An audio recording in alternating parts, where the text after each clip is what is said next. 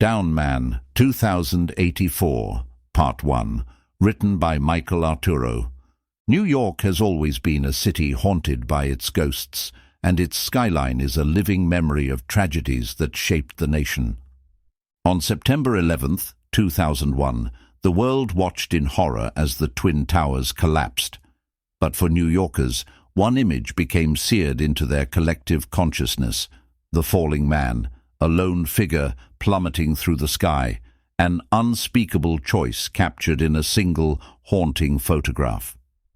50 years later, on September 11th, 2051, history repeated itself. Another attack, this time on One World Trade Center, sent shockwaves through the city. Explosions gutted the tower, and in the chaos, men and women leapt from skyscrapers, their silhouettes hauntingly familiar. New York fell into a depression unlike anything before. Lower Manhattan, once the beating heart of global finance and resilience, became something else entirely, a monument to loss, fear, and the fragile nature of human control. The survivors, left to rebuild in the ashes of another catastrophe, gave the district a new name: Down Man. It was more than a geographical marker. It was an elegy, a reminder of the weight of gravity, both physical and historical, the place where men fell and where hope never fully rose again. By the 2070s, Down Man had become something else: a shadow city, a place where the forgotten gathered, where the system's grip loosened just enough for humanity's frayed edges to reappear. It was a place of refuge for the unpredictable, the non-conforming, the lost, and the ungoverned. A lawless labyrinth of ruined skyscrapers, neon-lit alleyways, underground clubs, and defiant whispers. Irides. Irides was grown, not born, one of the test-tube generation of the late 2050s, engineered by a society that had long since declared nature too erratic, too prone to deviation. His parent, a high-ranking cognitive scientist, had sculpted his genome with meticulous precision, embedding within him the latest neural interface, a mind chip designed to optimize cognition, regulate emotion, and ensure his trajectory aligned with the rigid architecture of progress. His path was determined before he had even taken his first breath. Yet something had gone wrong, or perhaps something had gone right. Somewhere in his early teens, the chip was altered, whether by a whisper of rogue code, a glitch in the sequencing, or an act of rebellion by an unseen hand. Whatever the cause, its effect was undeniable. The programming that was meant to mold him into an architect of the system instead unlocked something unpredictable: improvisation, intuition, sound. While his peers streamlined their minds for efficiency, Irides heard rhythm in the circuits, melody in the data streams, music in the cold, controlled world around him. By the time he was 18, he had vanished from the sterile corridors of the research enclaves. He reappeared in the decaying skeleton of Down Man, a place where the last remnants of human unpredictability still thrived. There, he became something the system had never intended. Not just a musician, but an underground legend in Down Man's neon-lit ruins. His hands wove across retro-electro keyboards, bending quantum-synced loops into something raw, something human. His music pulsed through the underground clubs like a heartbeat in the dark, a defiant sound against the silence of compliance. But the city outside those neon sanctuaries was changing. The compliance acts had turned identity into a prison, and Big Other watched from every glowing screen, every drone's unblinking eye. Then came the night Irides was shot. He had only stepped outside for air, a small, thoughtless act. But the streets of Down Man were not the streets of old New York. They had become something else, hyper-zoned districts where movement itself was a privilege. A sentinel drone hovered down from the sodium-lit haze, scanning him with the cold precision of an unfeeling algorithm. It should have cleared him, but it hesitated. Some buried line of code, some decision made beyond human hands, labeled Irides, the synth musician, as an anomaly. And then, without warning, it fired. The shot seared through his side, a glancing burn. But it wasn't the wound that changed him, it was what it did to the chip in his head. A catastrophic malfunction, a reboot. Irides fell to the ground, convulsing, his vision fracturing into lines of code. The world around him reduced to raw data. A flood of information poured into his mind. Architectures of surveillance networks, security firewalls, identity registries. The music that had once been his only refuge was gone, replaced by something sharper, something deeper.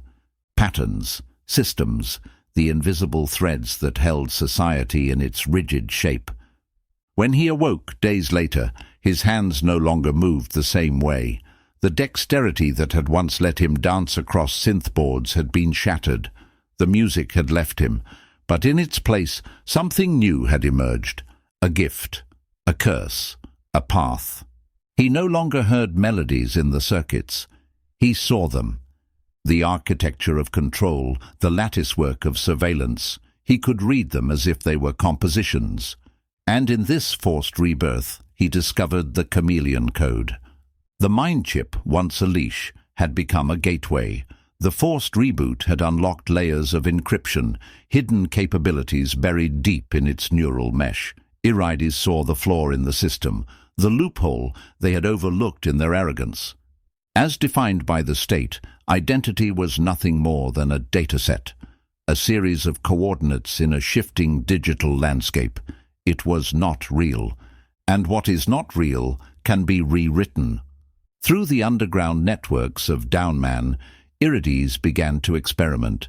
He developed the first iteration of chameleon tech, a protocol that could rewrite a person's biometric signature in real time.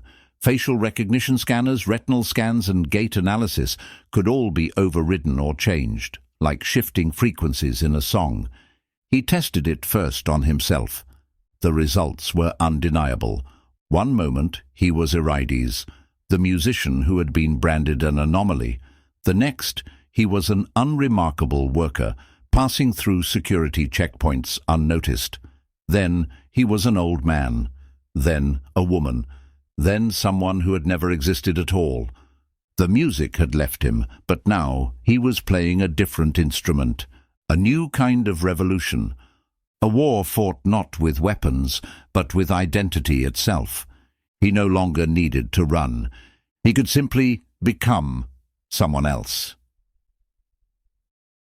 The Chameleon Uprising. By 2084, Big Other had transformed the world into a digital feudal state. Every citizen was tracked, categorized, assigned a place in the machine, but chameleon tech had changed the game. Irides had become more than a man. He was a myth, a ghost in the system. They had tried to erase him before, but how do you erase someone who can become anyone? And now he stood before the crowd in Fallen Towers Park, his holographic projection towering above them, the glow reflected in their eager eyes, flickering like the last embers of a dying firestorm. "Big Other has divided us for too long," he declared. "They have sold us fear, broken our unity, and told us to accept our fate. No more." He activated the Chameleon app. His appearance shifted. White, black, old, young, male, female, something in between. Every iteration of identity flickered before them. The crowd gasped, then roared. "We are no longer prisoners of identity," he said. "We are chameleons, and we will not be othered." The march began, surging through Downman like a tidal wave.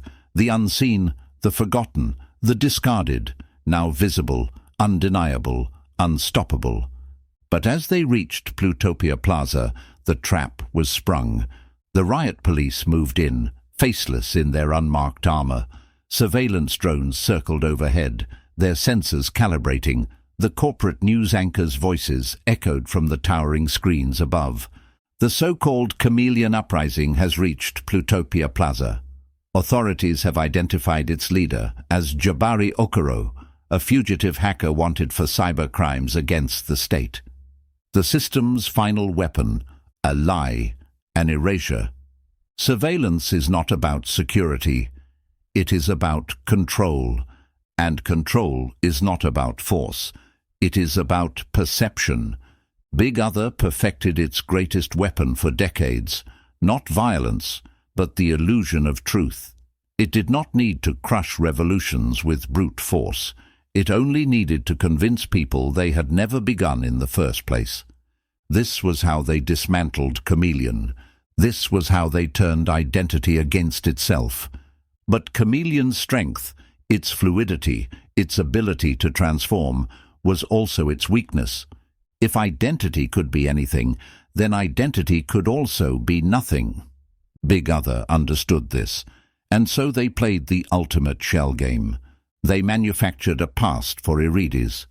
They named him Jabari Okoro, a fabricated criminal, a digital phantom inserted into the system's records. They constructed a paper trail that had never existed before, filling it with just enough truth to make the lie irresistible. A low-level hacker, a fugitive with a history of cybercrimes, a radical seeking anarchy, not liberation. And when they revealed this truth to the world, they did not attack Irides directly. They attacked his followers. They planted the seed of doubt, and the momentum stalled. Not because the people feared the authorities, but because they feared the possibility that they had been deceived. They had built their movement on the idea that identity was fluid, that it was a choice, that no single name or face defined them. But now, that very philosophy had been twisted into a weapon against them. If Irides could be anyone, if names were nothing more than illusions, then what proof did they have that their leader, their myth, their hero, had not been a lie all along? Big Other had turned Chameleon's own ideology against itself. This was not a new trick. The machine had always operated this way. In a world where every face was scanned, where every movement was tracked, the ones who controlled identity controlled reality itself. They had erased people before, not by making them disappear, but by replacing them. They had turned radicals into criminals. They had turned truth-tellers into conspiracy theorists. They had turned history into a flickering mirage, shifting at their command. Now, they used the same tactic to break Chameleon from within. They did not need to kill Irides. They only needed his followers to question him, because once the seed of doubt is planted, once the movement begins fighting itself, the battle is already lost. This was Big Other's great irony, that for all of Irides' efforts to make identity free, it was the system that had mastered its fluidity. And so, the crowd wavered. The unity they had built, the revolution they had dreamed of, it all began to crack. Was Irides their liberator? Or was he just another mask? Revolution does not die when the enemy attacks from the outside. It dies when the people start questioning whether they were ever fighting the right war. He stepped forward, standing beneath the blinding holographic screens. His voice rang out, defiant. "This is their lie. They use my past to bury our future." But the machine had already set its plan in motion. The first flashbang exploded. The storm collapsed into chaos. End of Part 1.